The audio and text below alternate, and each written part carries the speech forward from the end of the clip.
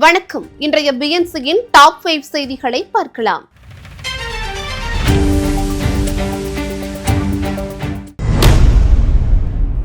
சென்னையில் கடந்த 2025ஆம் ஆண்டில் 93 கொலைகள் நடந்துள்ளதாக மாநகர காவல் ஆணையர் அருண் கூறியுள்ளார். அதுவும் திடீர் உணர்ச்சி வசப்படுதல், தவறான உறவு, பணம் ஏமாற்றியது, இடப்பிரச்சனை, மதுபோதையில் சண்டையிடுதல் போன்ற காரணங்களால் நிகழ்ந்துள்ளதாகவும் தெரிவித்துள்ளார். புதிதாக தொடங்கப்பட்ட ஒருங்கிணைந்த தொடர் நடவடிக்கைகளால் ரவுடி கொலைகள் நடக்காமல் தடுக்கப்பட்டதாகவும் அருண் வெளியிட்டுள்ள அறிக்கையில் கூறியுள்ளார். கடந்த 2023, 24 ஆகிய ஆண்டுகளில் சென்னையில் தலா 105 கொலைகள் நடந்துள்ளதாகவும் தகவல் வெளியாகியுள்ளது. சமவேளைக்கு சம ஊதியம் என்ற ஒற்றை கோரிக்கையை வலியுறுத்தி ஆசிரியர்கள் மேற்கொண்டுள்ள போராட்டம் 15வது நாளாக நீடிக்கிறது. அரசு தரப்புடன் நடைபெற்ற பேச்சுவார்த்தை தோல்வியில் முடிந்ததால் போராட்டம் தீவிரமடைந்துள்ள நிலையில் சம்பளம் பிடித்தம் செய்யப்படும் என அரசு அறிவித்துள்ளது. சம்பளத்தை பிடித்தம் செய்தாலும் கோரிக்கைகள் நிறைவேறும் வரை போராட்டத்தை கைவிடப் போவதில்லை என்றும் ஆசிரியர்கள் கூறியுள்ளனர். அதேபோல பகுதி நேர ஆசிரியர்களும் பணி நிரந்தரம் கோரி போராடி அரசுக்கு நெருக்கடி கொடுத்து வருகின்றனர்.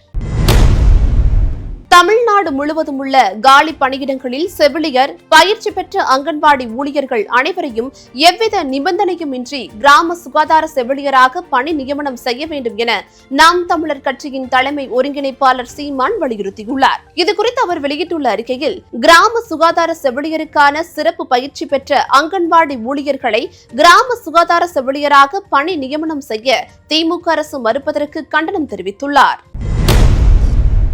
மெரினா கடற்கரையில் 300 கடைகளுக்கு மட்டுமே அனுமதி வழங்க வேண்டும் என்று சென்னை மாநகராட்சி உயர்நீதிமன்றம் உத்தரவிட்டுள்ளது. மெரினா கடற்கரையில் கடைகளை முறைப்படுத்துவது தொடர்பான வழக்கின் விசாரணை நீதிபதிகள் ஆர் சுரேஷ்குமார் மற்றும் ஏடி ஜெகதீஷ் சந்திரா அமர்வு முன்பு நடைபெற்றது. நீலக்கொடி சான்று பெற்ற பகுதிகளாக அறிவிக்கப்படும் பகுதிகளில் எந்த கடைகளையும் அமைக்கக்கூடாது எனவும் உத்தரவிட்டிருந்தனர்.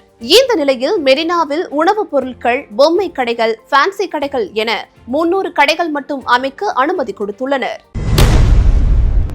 காலி மதுபாட்டில்களை திரும்ப பெறும் திட்டத்தை கைவிடக் கோரி டாஸ்மாக் ஊழியர்கள் வியாழக்கிழமை சென்னை கோட்டையை நோக்கி முற்றுகை போராட்டத்தில் ஈடுபட்டனர். வாடிக்கையாளர்கள் மது அருந்திவிட்டு காலி மதுபாட்டில்களை பொதுவெளியில் வீசுவதை தவிர்க்கும் பொருட்டு அவற்றை மதுபான கடைகளிலேயே திரும்ப பெறும் திட்டத்தை டாஸ்மாக் நிறுவனம் அமல்படுத்தியுள்ளது குறிப்பிடத்தக்கது. இத்துடன் டாப் 5 செய்திகள் நிறைவடைகின்றன. அண்மை செய்திகளை உடனுக்குடன் தெரிந்து கொள்ள எப்பொழுதும் பிஎன்சி டைம்ஸ் சேனலுடன் இணைந்திருங்கள்.